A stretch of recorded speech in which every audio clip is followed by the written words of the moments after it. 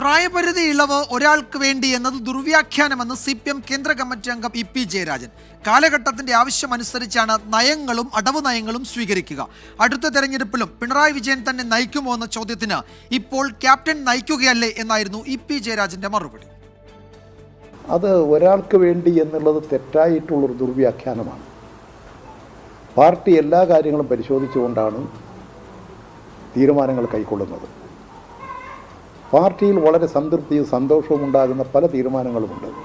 അതുകൊണ്ടിത് ഒരാൾക്ക് വേണ്ടിയിട്ടുള്ളതല്ല.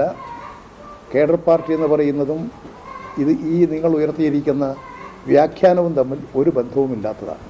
Communist party ഒരു കാലഘട്ടത്തിൻ്റെ ആവശ്യകതക്കനുസരിച്ച് ആകെ രാഷ്ട്രീയത്തെ നിരീക്ഷിച്ചുകൊണ്ട് പാർട്ടിക്കും ഇടതുപക്ഷ പ്രസ്ഥാനങ്ങൾക്കും ഉയർന്നു വരാൻ വളർന്നു വരാൻ ആവശ്യമായിട്ടുള്ള നയങ്ങളും അടവുപരമായ നിലപാടുകളും സ്വീകരിക്കും.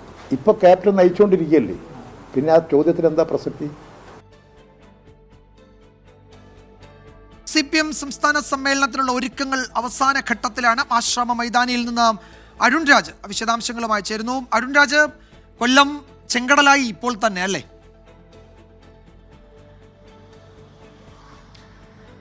അതെ വിജയകുമാർ, കൊല്ലം പൂർണ്ണമായും ചുവപ്പണിഞ്ഞിരിക്കുകയാണ്. സംസ്ഥാന സമ്മേളനത്തിനായി ഒരുക്കങ്ങളെല്ലാം പൂർത്തിയായതായി ജില്ലാ സെക്രട്ടറിയും സംസ്ഥാന സെക്രട്ടറിയും വ്യക്തമാക്കിയിട്ടുണ്ട്. എന്തായാലും സമ്മേളന പ്രതിനിധികൾ നാളെ രാത്രി മുതൽ തന്നെ എത്തിക്കും. അവരെ സ്വീകരിക്കാനുള്ള ഒരുക്കങ്ങളും ഇതിനോടകം തന്നെ പൂർത്തിയായി. എന്തായാലും നേരത്തെ നമ്മുടെ റിപ്പോർട്ടിൽ സൂചിപ്പിച്ചതുപോലെ തന്നെ നവകേരള രേഖയാണ്, ആ കാഴ്ചപ്പാടാണ് ഇക്കാര്യത്തിൽ ഏറ്റവും ശ്രദ്ധേയമായി ഏവരും ഉറ്റുനോക്കുന്നത്. മുഖ്യമന്ത്രി പിണറായി വിജയൻ അവതരിപ്പിക്കുന്ന ആ നവകേരള രേഖയിൽ എന്തായിരിക്കും ഉണ്ടാവുക? മൂന്നാം പിണറായി സർക്കാരിന്റെ തുടർച്ചയ്ക്ക് വേണ്ട കാര്യങ്ങൾ അതിൽ ഉണ്ടാകും എന്നുള്ളതാണ് CPM കേന്ദ്രങ്ങൾ നൽകുന്ന സൂചന.